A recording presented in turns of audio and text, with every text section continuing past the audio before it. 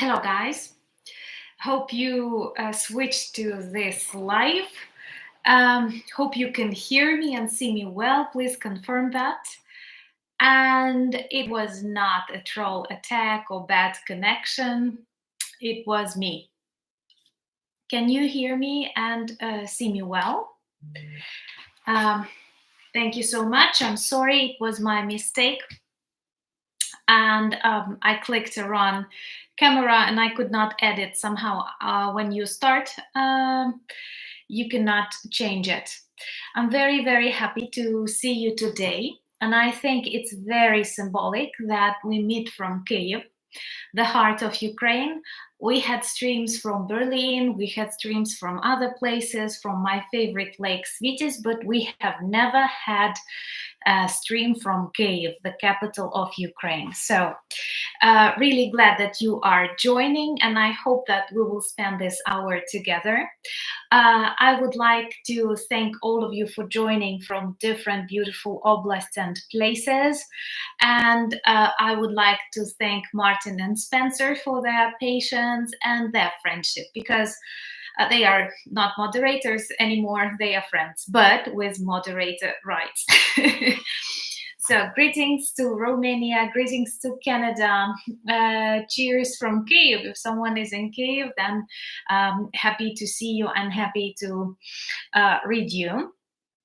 And to many, many beautiful people. I know that today is Veterans Day in the United States. And guys, you cannot imagine how much we understand how difficult service is and how important it is. And we are super grateful to all people who sacrifice their lives, their health, their life for the sake of protection of people, of democracy, of freedom. Also, it is the Day of Independence in Poland, and we love our Polish neighbors and feel their support, and we're very grateful. So greetings to South Africa, Netherlands, Finland, Ohio Oblast, and greetings everyone. And I'm super grateful to have you as my friends and my community, and of course Martin and Spencer with us. Today, sometimes we have these streams when I don't know what shall we talk about, and it feels like today I have so many things to share with you. There are also 3 questions that I have to answer from our previous stream and give away these questions which you liked, and I feel like I have to answer them. Greetings to Sweden and Czech Republic and to Moravia and many, many beautiful places. So maybe first of all, I will tell you where I am. I was super nervous to screw another live stream. Last time we had issues with connection. Today I made one minor mistake, but I'm here. So I went to one hub in Kyiv where you have guaranteed normal internet connection. And it's close to a very nice location and close to the deepest, if I'm not mistaken, in the world, metro station Arsenalna. Let me just Google. I will tell you how deep it is, because this is just the place where I am coming from on my way. Maybe it's interesting for you. Dobry večer, sister. Greetings to you. So Arsenalna station is like close to the center. It's next after Hrysiatic. It was built in 1960. And it is considered the deepest underground station, metro station in the world, because it is 105.5 meters deep. So maybe, I'm sure many of you will travel to Ukraine after we finish orgs, and you will like it here. All of our underground stations are really beautiful and beautifully decorated. And that's why I think you will like them. And maybe I will tell you a bit about my today's morning, because it began in a very war Ukrainian style. We had this air raid alerts when I was going to bed yesterday. And by the way, if you're not subscribed yet, subscribe to my Instagram. I share more updates there. So we had air raid. And then in the morning, I had a very busy week. I'm working on one documentary. Ask me questions later if you're interested. Greetings to beautiful France. So, and Vancouver and to the Utah Oblast. I know that's a special oblast, right, Spencer? So, and I woke up literally to explosions. Well, I believe that the location where I live is more or less safe because it's really close to the center of Kyiv. And I woke up to the explosion, and somehow I don't know how to explain that, but I felt it was not. I felt it was an air defense. It has a little bit different sound. It's just like a gun sound. Like, I mean, oh God, I don't know terms for all of that. And then I looked out of the window and I saw smoke in the sky, and really close, like less than a kilometer from where I was sleeping. And what is worse, guys, we did not have air raid alert. And straight after the explosion, we had an air raid alert. This is one more thing that you have to understand. It's not always that all of the missiles can be identified by air alert systems. Some of them fly really quickly, and this was the case. This was ballistic Iskander, and it can travel from like 200 kilometers really quickly. It can take less than a minute for it to reach a target, and Russian orcs are using them. Some of this Iskander is actually a missile, but they also use air defense systems because air defense missiles, they are not accurate at all, but they cause lots of destruction and lots of injuries. And as their task is to terrorize Ukraine and to spoil our lives, so that's what they did. So, real thing, for the first in like 50 days or something, Kyiv was targeted. And we did not have a raid alert on time because of this kind of very weird missile. So if Jake is here, thank you so much, Jake, for joining us, and warmest greetings from Kyiv, the heart of Ukraine. And guys, Jake is invited to Kyiv, same as all of you. I really love this city. This is one of my favorite cities in the world. And thank you so much, Jake, for your support and for your awesome channel.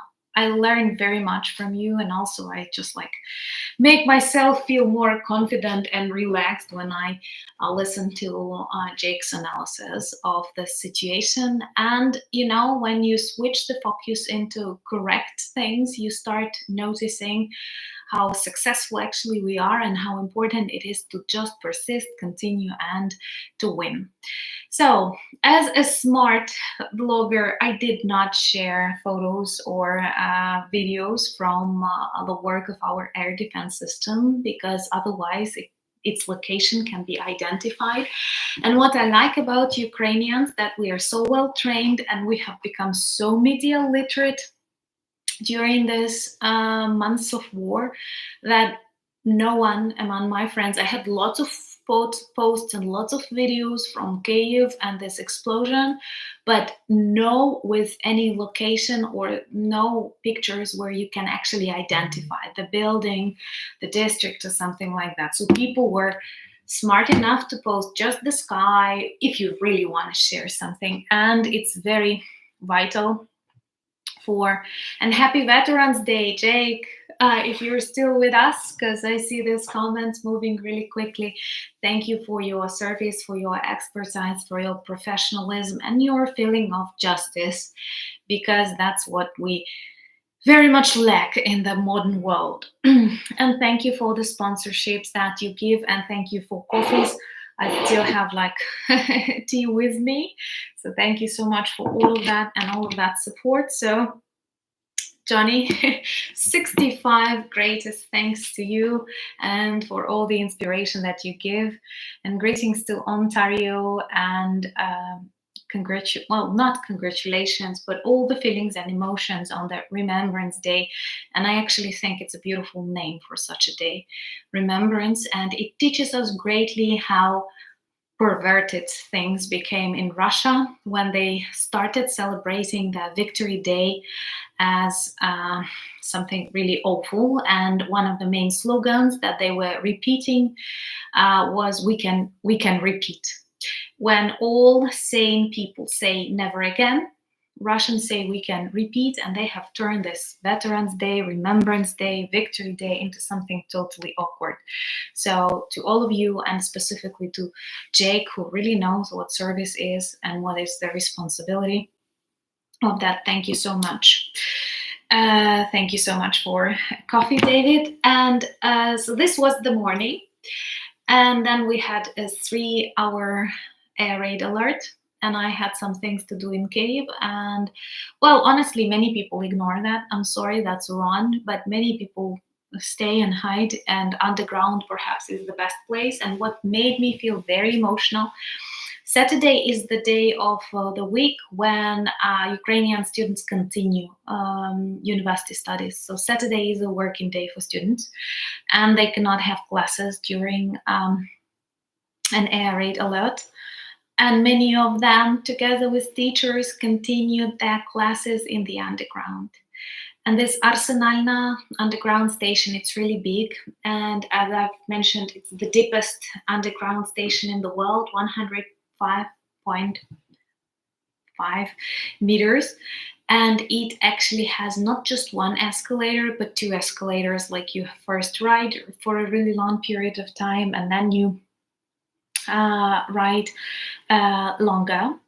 And it takes like a really long elevation process, and literally on each part and each corner of this Arsenalna station, there were people doing something, reading books, teachers talking with students. And it made me feel very emotional because life is so unbelievable. You can see many beautiful things and many tragic things in Ukraine. And honestly, for me, Kyiv is an inspiration. And I told you that today we will talk more about Kyiv. And I think that in many countries, a capital is not always the heart of the country. Sometimes when you study the geography, the history of the country, you learn that, okay, but at the same time, this is the cultural center and this is the economic center. And in Ukraine, Kyiv is definitely the heart of the country. It has always been like that. And it's so important that the city is so resilient, and how brave it was, and all of these people who protected it back in winter 2024. And we cannot forget about the sacrifice. Recently on my Instagram, I have shared this story with students that were having classes in the underground while orcs were trying to kill them. And also there are many like things that I share there, so please join me. And yeah, most people in Kyiv speak Ukrainian, and it has always been like that. Kyiv has never been a purely Russian-speaking city. You have to understand one thing. During Soviet time, Ukrainian language was humiliated, and though many people speak it at home with their children, with their grandparents, with their relatives, it was not okay to use it in the office or in the university. Russian was supported, manuals were in Russian, bosses often came from Moscow, so people were made to speak, but this does not mean Ukrainian was not their native language. And now when people understand it's our cultural heritage, most of them return back to Ukrainian. It has never been an issue, really. But of course, I can tell you that this difference is really vivid, especially in the service, because before the start of the war, especially before 2014, in restaurants, in hotels, many people look like that. To those kind people who say that I look very tired, I will tell you this way I will look that tired, but it's not a normal light. It's a working class, and light does that. But actually, I'm a woman who lives in a country at war. Come live here, and you will look different. Okay. Also, what I wanted to tell you is that you definitely feel life in Kyiv. It's a very dynamic city, a very tasty city. You will see like everything is working, even when you hear explosions in the morning. And I think this is very important for people to understand, because some think, oh, Kyiv is not feeling the war. Like, we had an explosion, and at the same time, people go and buy coffee and support businesses. And I think this is a key to resilience, because you cannot spend 20 months in a cellar or in a shelter or elsewhere. And that is very important to remember. My beautiful moderators are working hard on the likes, so if you're not against that, do like the video and help us become more visible.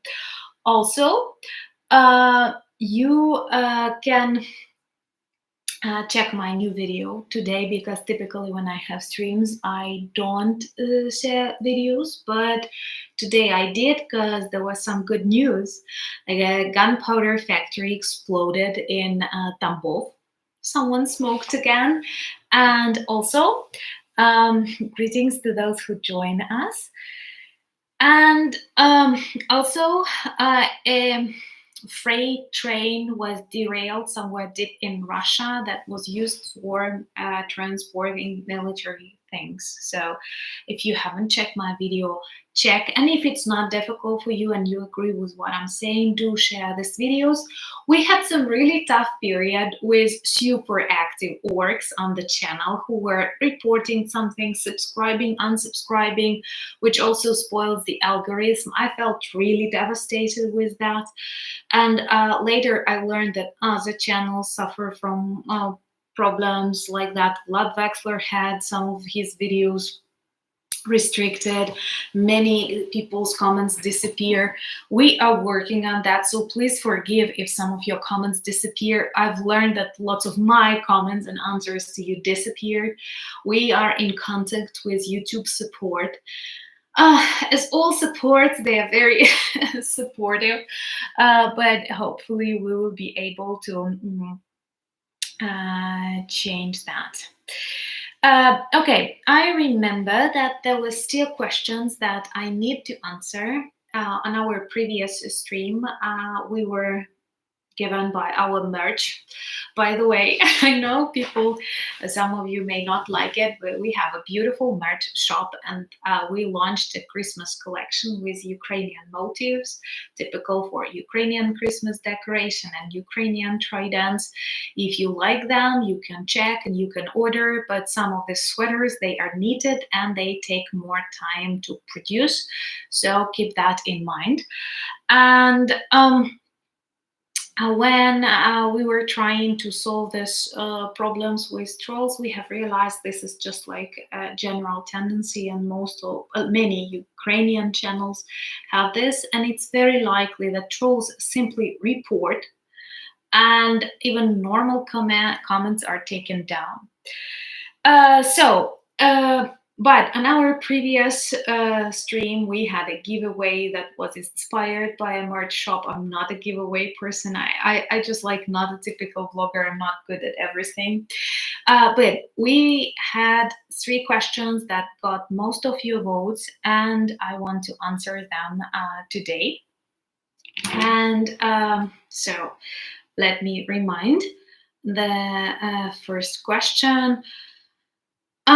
One of the question that received most of your likes was actually a very good offer and recommendation at the same time. You were asking if moving to Ukraine, buying here a business or a house, investing in Ukraine could help? And the answer is definitely and very much a yes. Ukraine is an extremely open country. Ukraine is a very hospitable country. Actually, we rank among some top hospitable nations in the world. And I think actually we are a good place to live, of course, after the war ends, because many of you, I got this question from one of my friends, general's friends too, whether Kyiv was a safe place before war, because it goes without saying it's not a safe place now. But it was. I cannot say that Kyiv was like a criminal city or it was dangerous to come back home or there was something. Of course, I think like in every city, in every village, in every region, you can find something dangerous. But in general, greetings to Germany. Um, so, but in general, I think that Kyiv was a safe place and it will be a safe place. And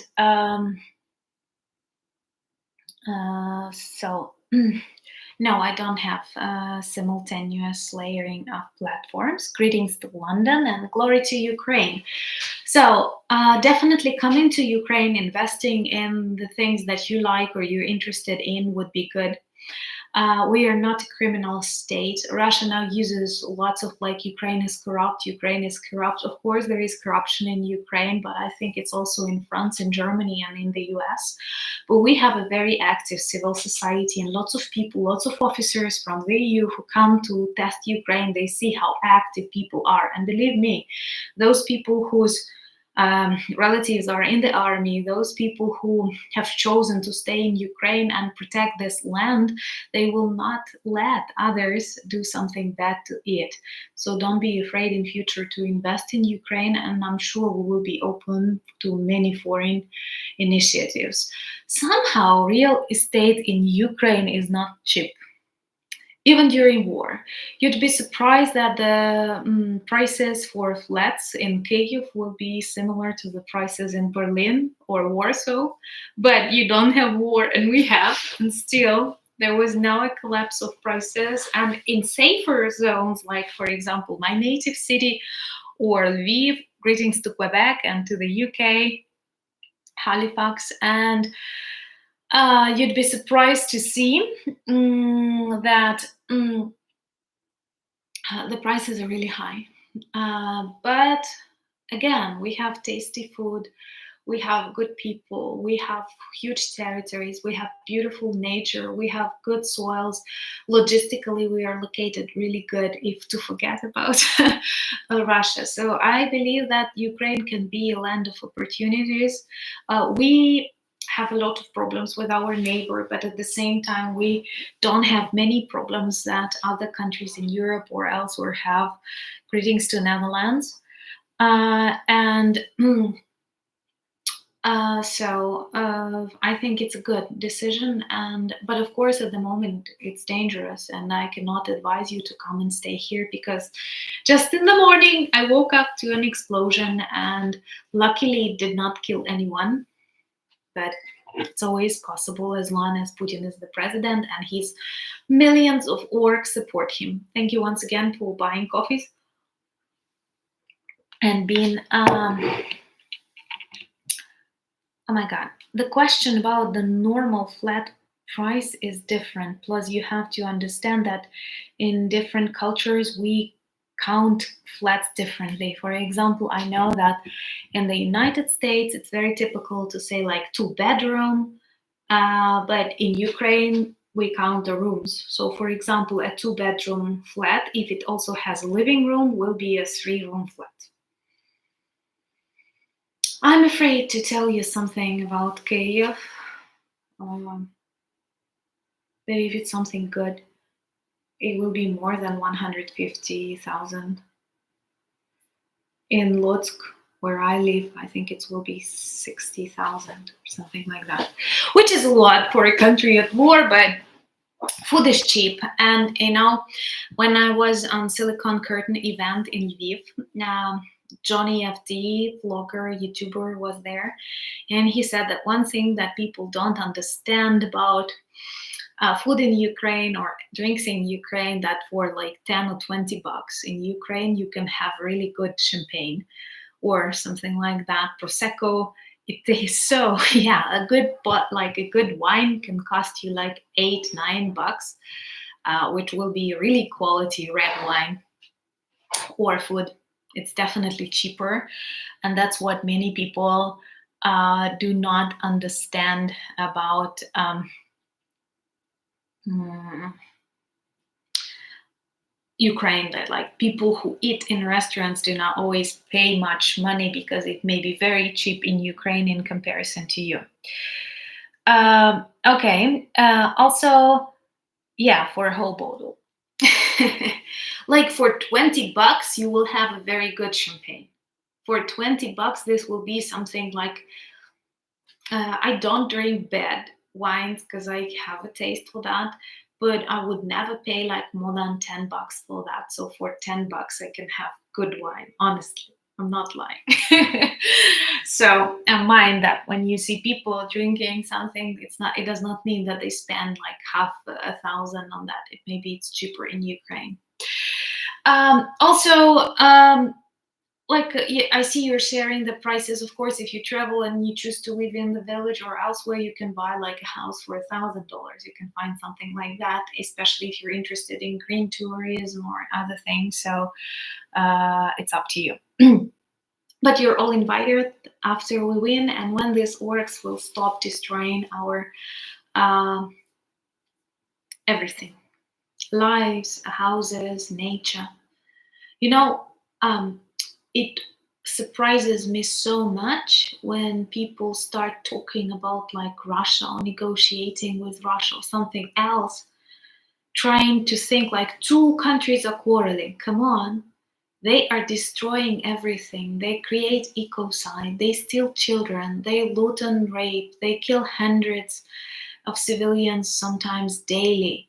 They commit so many crimes. And what do we do in return? Simply try to exist, try to survive. And we say, oh, they are quarreling. We have to find something. No, it's just like amazing what you're talking about. Yeah, Ukrainian food is amazing. And Spencer knows what he says. And Martin also tried Ukrainian food. Two of my friends, moderators, are just like verified Ukrainians a little bit, because after you taste Ukrainian food, honestly, you know that I am a very open person. I love traveling. I love different cultures. Greetings to Switzerland and San Francisco. And okay, so it is also important to say that like I travel a lot, I like food in different countries, but I can openly tell you what I like more in your countries than mine. I'm not like Russians, that when Russia is always the strongest, the best, or something like that. But I can like openly say, okay, this is not good. For example, in Ukraine, we have bad roads sometimes. I'm not keen on our transport, like bad weather. I don't know. But our food literally is so far the best. I have been to many countries, and I'm sorry, guys, no one can beat Ukrainians so far. So another question that I received was a caring question, a too kind question. Will I leave my city or Ukraine when it becomes really dangerous? Well, guys, it all depends on how you treat danger. Because I have a lot of people who left my city and now live abroad. I personally consider my city, Lutsk, a very safe place. But once again, depends what you think about that, because people were killed in my city in the result of Russian missile attacks. They did not happen often, but such cases exist. And I think like 10, 12 people died because of missile attacks. And there were other things. We do have blackouts, we constantly have air raids, but it isn't comparable to Kyiv. Kyiv is incomparable to Kharkiv. The closer you come to front lines, the more you experience. And thank you so much for copies. And at the same time, you understand that like it all depends on how you treat danger. Um, I do not speak much about that, but I can tell you I don't feel good about people who left cities like mine. I think we should stay there, but they say, okay, when I hear an air raid, I lose my control. I don't know what to do, where to hide. I cannot judge such people, but I cannot like because I do have some subscribers, some really beautiful people who tell me, "Oh, speak about the uh, immigrants, speak about refugees." I think they have their own voices. They can talk about that, and those who left war-torn zones, those who left the places that were destroyed, there are millions of people who don't have their houses anymore. This is a tragedy, and I'm super grateful for the support that you give to them. But those who left the house close to me, I don't know. Greetings to Oslo. That's why if I don't feel confident or like I haven't shaped my opinion, I do understand people have different level of stress and fear. Uh, the most difficult time for me was the disease of my mom and the fact that I've lost her. It will be almost a year since then. And my fears and stresses changed tremendously as I was fighting for her life. And there are many things that I'm not afraid at all. I was afraid of flying, I shared that. I was afraid of planes. I'm not anymore. Observing her leave, I realized that like death is a very organic process, unfortunately, and no need to be afraid every time. So, for example, today in the morning when I heard explosions and I saw smoke, I really wanted to sleep and I continue sleeping because there are some unavoidable things. And I do not think I will have to leave Ukraine. I will have to escape. I travel. I have some. Typically, I want you also to understand because I've been traveling a lot recently, and I might have 2 trips till the end of the year, which is too many for me, honestly. But I have to tell you that I travel only on business. This may be different things like Aspen, Berlin, and I'm going to Prague with them, but this is for influencer and social media project. Then I have my cultural heritage project that I travel with, but it's never like for fun because I don't feel I can feel fun during such a period. This does not mean that I don't like my coffee or I don't like wine or I don't go to the cinema or I don't buy myself clothes. I do, and I think it's important for survival. And it seems to me today is also a day of red lipstick during war times. Churchill inspired women to wear it as a symbol of hope and victory. So such things matter. This is important. Yeah, I do have like membership on the channel and you can join, and thank you so much to all the people who become my sponsors on YouTube and my patrons. This is such a blessing. You do help me grow, you do help me film the things that I want and speak more about Ukraine. And guys, honestly, when I see YouTube and when I see these trolls attacking the channel, I realize how actually important it is to fight and to stay united, because oh my god, they are working against us. It's real. They really command. I had this wave of subscribe, unsubscribe. I have never known such things exist. But then I talked with people who are specialists and they say, yeah, bots can subscribe like 100 in a minute and then unsubscribe 100 in a minute. And this will pessimize the channel because unsubscriptions from the channel make it rank lower. And it's also real.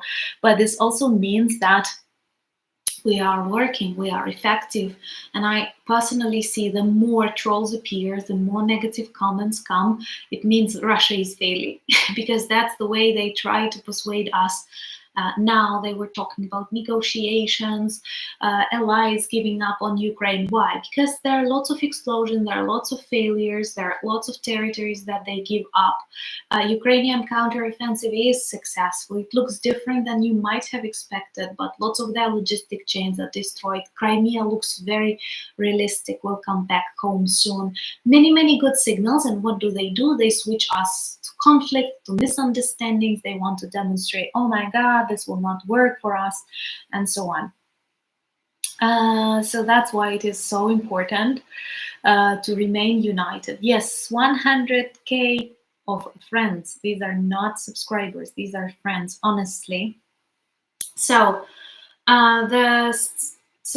I think I will not be in the situation when I have to leave my region, because I believe they will not be able to get new lands. I believe they won't be able to keep the lands they have occupied at the beginning of this war. You see, we are cleaning them slowly. What people do not talk about when they say, "Oh, counteroffensive is slow." Have they got anything new? No, they are fighting desperately, like the second, sorry, I have a cup on my knee, second strongest army in the world is fighting desperately not to lose what they occupied, and they are losing. And we will see that. Thank you, Martin and Spencer, for cheering people. And don't say hello to trolls. But, I have this joke that I often comment to trolls, like, I will keep you as a pet on my channel, and they hate it, like pet troll. Sometimes they also produce comments. So, but, okay, I am not like a person who wants to sacrifice herself for like no sake at all. Unfortunately, I observe a lot of very romantic young people in Ukraine who can save their lives. I don't mean like they don't have to do the things they have to, but they can do them safer, more attentively. So I hope I belong to that group that is safer and more attentive. Perhaps if occupation would come to my region and FSB would come and, they torture people, they execute people, that would be the moment when I'd try to leave. But not in any other case. I think it's very important for Ukrainians to stay here, to teach here, to buy here, to eat here, to do the manicure, because all of that is Ukrainian economy. A country is living. Some very kind people from the EU often tell me, "Oh, all of the Ukrainians should evacuate, should leave, and who will protect the country? Who, like, war you're fighting? You have to fight. You have to remain. Otherwise, Russians will simply enter and take everything." And that's not what we want. We will not be forever happy in your homes, because these are your homes and we have our own. And that's how I feel about that. Yes, I would like to come to America and to promote Ukraine. I mean, like on a tour, but then to come back home, because the tastiest food is in Ukraine. So another question was, like, this was the second question: would I leave Ukraine? And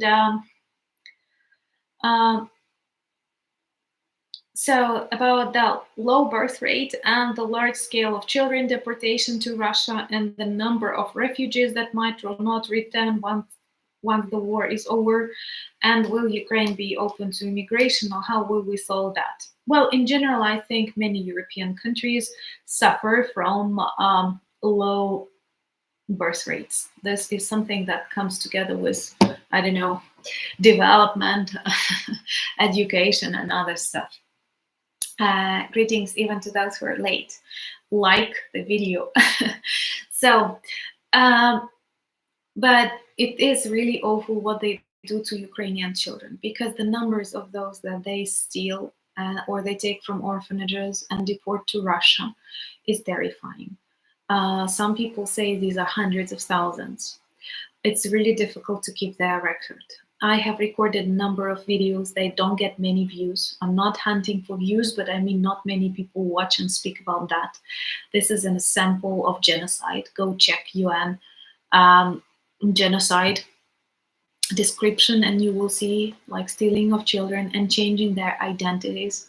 I remember I was crying a lot when I read one interview of a boy who wrote to his classmates asking not to forget him because his identity, his name and surname was changed in Russia, and he was made to close his internet profiles, like on Facebook, Instagram, and change them.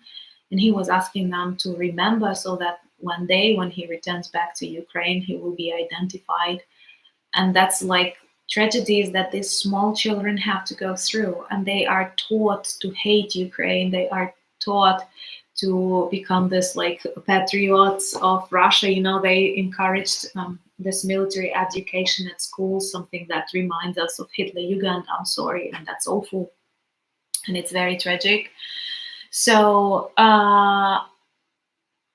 thank you. So it's important that Ukrainian ombudsman, children's ombudsman, work with lots of international colleagues to try and develop the mechanism of how to return these children back to Ukraine. This is our great task, because once again, all of those who say negotiate, guys, after such things, can we negotiate children's lives, children's future, children's past? These totally unprotected small human beings. Why have they been stolen away from their homes, from their villages? This cannot be forgotten, and we cannot speak about that. I hope that RF will not exist in 10 years. And tomorrow, I'm asking you to watch our video filmed with Sasha. You know, you like such videos. It's about the collapse or dissolution of Russia. Please share it, because first of all, Russia is not just Russia, it's Russian Federation. And I worked really hard to explain some facts that people far away from Russia don't know. I feel that many of you, well, maybe not you because you're into the topic, but many of people in the world, they see Russia as a monolithic society that all are like, I don't know, Orthodox Christians. Everybody's name is Ivan or Vladimir. All of them practice similar things, and all of them drink vodka. You'd be surprised to know that Russia consists of 21 national republics, which are very different. Chechnya, they look anthropologically different. They practice different, like marriage, funeral traditions. They are Muslim, and there are Buddhists, and there are shaman religions. So many. I'm speaking about that in tomorrow's video, so please check it and share it. And you'd be surprised to see and explain people that it is a federation, and it's very, very different from Russia. Russia is just like real Russia. What you feel as Russia is really small, around Moscow and St. Petersburg. Yeah, 100 indigenous people, they say, close to 100. And many of these people actually have their movements for their freedom and independence. And I don't think all of them will fight for nuclear weapons like crazy. You remember, I'm sorry, but George Bush was very much afraid of the collapse of Soviet Union, and he visited Kyiv and asked Kyiv not to exit Soviet Union, and like we did, and nothing happened. There was no nuclear war. So yeah, Kyiv, I'm really not very far away from Maidan, and in 2014 it was the symbol of our dignity and resilience. Also, today, like, we will finish in an hour because I still have to travel back to my hotel, and we have a curfew in Ukraine, if you don't remember, and it's really rainy and dark, so we will finish in like 15, 17 minutes. But there was also one question that received a lot of likes and support, and I know this was a favorite question of Martin, if I'm not mistaken. But Martin, don't you say that I'm mistaken, even if I'm mistaken. So that was thank you so much for buying me coffee, John. Maybe some hot wine tonight. Am I allowed to drink hot wine after live stream? Let me know. So that was a question about yeah, Sasha is cool. Sasha is a friend. He's a really good person, and so perhaps we should invite him for more streams, or maybe when we will celebrate 100,000 friends. So that was a question about the difference between East and West Ukraine. A very typical question, often fueled by Russian propaganda. And I rarely speak about that because I don't consider it like a serious question. And many people who ask it are sometimes like trolls who want to speak about like people of Donbass or something else. Well, are people different in the east and west of Ukraine? A little bit, yes. Are people different in the south and north of Ukraine? A little bit, yes. Are people in the east and west of the United States different? Yes. Are people in the south and north of the United States different? I think yes. What about France? I think yes. What about Germany? I think yes. Does this make them enemies, different? Does this make them belong to different cultures or countries? No. This is what we know as dialects, regional traditions, and this is what actually makes our countries more interesting when you travel from one region to another. I come from Volyn, which is the northwestern part of Ukraine. Lviv is 160 kilometers from me, and many of you know Lviv. And it's sometimes like the region, Lviv region is also known as Galicia, like Halichina. We are really close, 160 kilometers. Of course, we are native to each other. That's like my family. But if you ask me, are Volyn people different from Lviv people? I will tell you very much, very much. And there are some traditions that I don't like in Lviv. There are some wordings and phrases, but I love these people. And I'm sure, like, when a person from München travels to Berlin, they will see some minor things, but the general things are similar. And we're all Ukrainians. And even those regions that were very brutally Russified, because the east of Ukraine mainly spoke Russian, not because it was their choice. These are the lands that were destroyed by Holodomor, and we are preparing a video on that too, because the fourth Saturday of November is the day to commemorate the victims of Holodomor. Minimum 4 million people were killed by artificial famine in Donetsk, Kharkiv, Luhansk, Poltava, Chernihiv, Odessa regions.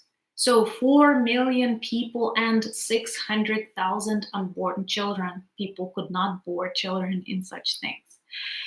Many of Russian people were sent to rebuild these regions after the death of Ukrainian peasants, of a very successful class of Ukrainian peasants. The remaining Ukrainians were very traumatized. You know that all post-genocidal society, and now finally Holodomor is acknowledged as genocide by the majority of your countries and the majority of your parliaments. And guys, post-genocidal societies, they are very complicated. And many chose to change their identity. This is what Jews also speak about. This is what other peoples talk very often about. People in Armenia, people in Turkey. What happens? They understand that you can get killed for being Ukrainian. And that's why you choose to say, no, I'm not Ukrainian. Magnus, thank you so much. I'm not afraid to pronounce your name anymore. It's very important to learn. So I think that many changed their identity, and there was a very vivid switch. Like in the 30s, people identified as Ukrainians, and in the 50s, like imagine you have a city and you ask them, doing a sociological research in the beginning of 30s, and you have 80% of Ukrainians, and then you have 50s and you have like 20% of Ukrainians. So part of them died out in the result of the genocide, and the rest decided to identify not as Ukrainian because they will get killed for that. That's why some parts of eastern Ukraine, so deeply traumatized, were distorted, were speaking the language that is not theirs. It's not natural process, and Russia tries to demonstrate it. Where did these Russians come from? They have come to the houses of the people killed with Holodomor. This is also a very harsh truth, but we need to speak about this history, and it was hidden far away from us. So, but in general, you see, I will tell you honestly, I defended my PhD in Kharkiv. When I defended my PhD in Kharkiv, Kharkiv was very different from Lutsk. It was a Russian speaking city, and they had Lenin on the square when we didn't have Lenin like for 15 or 20 years. But when this war started, full scale invasion, Kharkiv was one of the bravest cities, and no one wanted Russia, Ruski Mir, to come there. And this is one of the things that made me cry when I saw people hiding in the underground of Kharkiv. And I felt like sorry that I did not feel how actually Ukrainian they were at heart when I was there like many years before the war. They turned out to be very good Ukrainians and all of the country. So we are very much united. Of course, in my region, we eat more potatoes, and the borscht recipe is different. In eastern Ukraine, they make a lot more vareniki. They are less popular in my part. I don't like. I only like vareniki with cabbage, with sauerkraut. Sorry. And they also make halushkas. They make better borscht than we do. My grandma comes from Chernihiv region, from actually Hetman's capital. That's why I like to fantasize that Hetman Mazepa was one of my ancestors. And the trees are taller there, and the butterflies are brighter. And my grandma used to tell me the stories, and I was laughing, and I felt like, oh my God, she's making it up. Maybe because she was like a child, she felt it was like that. And then I traveled to Baturin, and it is a warmer part of Ukraine. It has more sunlight. And I literally saw that they have taller trees than in my region, and they have brighter butterflies and bugs and all of that. And they have better cherries. Cherries in Chernihiv grow like that. So my region, I love it, but it's forest, it's lakes and swamps, it's lots of fog.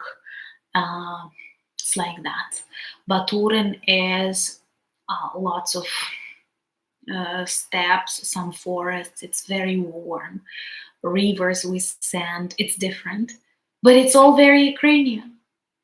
It is the beauty of a big country that is united. And guys, I am sure you can see that when you come, and even now observing us, how we stand against this evil, how we stand against Russians united, you can feel that we are very much united. And so these differences, they are just like the differences in your own countries. Thank you so much, team Robert, Ed, and David, and Run Forest for coffees. But I've read someone allowed me to drink hot wine today, and thank you for giving sponsorship, Peter. Chernobyl, there are some really dangerous zones that you cannot come close, but in general, the region is very beautiful, and lots of animals return there, which once again demonstrates us that humans are the evil to nature. Radiation is not that bad. Greetings to Bulgaria. Bulgaria is also a beautiful country, and we have many friends there. So we are very much united, and I'm so proud of that. And this was one of the greatest discoveries that I felt during this war. First, that the world is not indifferent, that you care. We may have some problems with governments and politicians, like I hate Orban, but I know lots of great Hungarians, and I never equate them to Orban. Elections are that season, like many people uh, saying that, like, oh, we have so many problems with that, we have so many problems with this. And thank you so much for buying me coffees, Sean. And at the same time, I do not equate people to some problematic governments that or politicians that we may have, but at the same time, sending 1,000 hugs. But this was like a greatest revelation or discovery of this war, that people around the world care about Ukraine, and you were actually so good and sensitive, like real people, And another thing, that we are strong, and that no one in Ukraine wants negotiations. If you ask people in Ukraine, what bothers me most of all, because some say they are tired somewhere really far away from Ukraine. The question is, why are you tired? Because the prices are getting higher, but they will get. If we negotiate with Russia, Putin remains the president, believe me, all the prices will remain high and you will get more conflicts and more problems. Here in Ukraine, we are not tired. We are not tired, and no one in Ukraine wants any negotiations. No one wants to give anything. You know what we want? We want to finally finish this existential war with Russia, because it lasts for centuries. And one more narrative that Russians spread, it's war with America, United States made you, it was good for them. Guys, we have war for 300 years with Russia. We have, I was talking about Baturin. In 1709, Russians committed their massacre very similar to Bucha. All Cossacks were busy fighting at war together with the Swedish king, and they came to the city, which was the hetman's capital, and killed all women and children. And the river, same in that town, was all in blood of Ukrainians. It happened in 1709. I am not sure America was involved. So this is total BS. I've learned how to abbreviate this. That it's not about like culture, it's not about Russian imperialism, it is all about that. And what all Ukrainians want, we do feel we live in the history book. That is a weird feeling, but we do feel that, and we want to finally end this, because otherwise we will have generations of people who are forbidden to speak their language, who are prosecuted. Russia can target us any moment, they can relax and gather more missiles and so on. But guys, we want to finish them, and we have to do that, not just for the sake of Ukraine, but because similar authoritarian regimes inspire others. And you see that more and more conflicts, misunderstandings, stresses appear in different parts of the world. Why? Because who said that democracy will for sure win? If we lose, this will be a sign of democratic decline and growth of authoritarian regimes. But I don't want to live on such a planet, and I'm sure you don't want to do that too.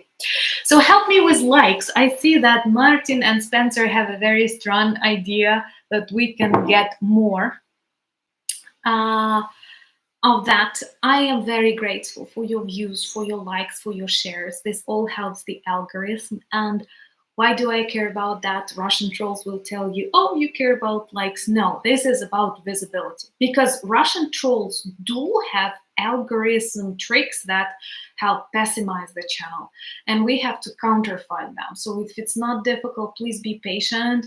They are very active, and we have to be more active and united, because I don't want this big brother to interfere with us. That's why I'm asking for sharing, for your views, not for my personal like. Of course I do like it, but I mean, not that many Ukrainian, pro-Ukrainian YouTubers here, and I'm super grateful to Jake, who visited us, to Operator Starsky, who fights and who speaks, to Vlad Vexler, to Silicon Curtain. I always, Arthur Ray, with whom we had an interview. If you didn't watch, go check it. So please help us fight this informational war, and I'm super grateful that you are my friends. I'm proud of that. Someone, thank you for buying me coffees. Tomorrow, don't forget to watch the video about the collapse of Russian Federation. And I feel that it is my duty to provide you with some arguments that can destroy Russian propaganda narratives. Because when we listen to them passively, we may start believing they are right. No, no, and no. My Instagram, threads, and Twitter are all in the description of this video. Also, ask me questions, give me inspiration. What would you like to see more? We have our merch. If you like it, we have a beautiful Christmas collection. We always develop it together. There are some trade-ins and Ukrainian Christmas stars and all of that. So you can check it. But of course, it's just like up to you. And thank you so much for being with me. I'm coming back to rainy Kyiv. Subscribe to Instagram to watch more stories because I don't want to overload YouTube. I will return back to the word of the day video. I did not do it because I was trying to figure out what's happening with the channel, and some advised me to have fewer shorts because somehow YouTube switched to pushing them and you did not receive notifications for ordinary video, and they have always been more important for me than shorts, but I think I will be ready to return to that soon. So, I love you very much. I have to go back because it will take me some time to return back to the hotel, but I love you very much. I'm super grateful to have you in my life, and don't you doubt, together we will win. Slava Ukraini! And thank you, Martin, and thank you, Spencer, and thank you all the hundreds of beautiful people who spent this time with me. Люблю вас. Дякую. Слава Україні!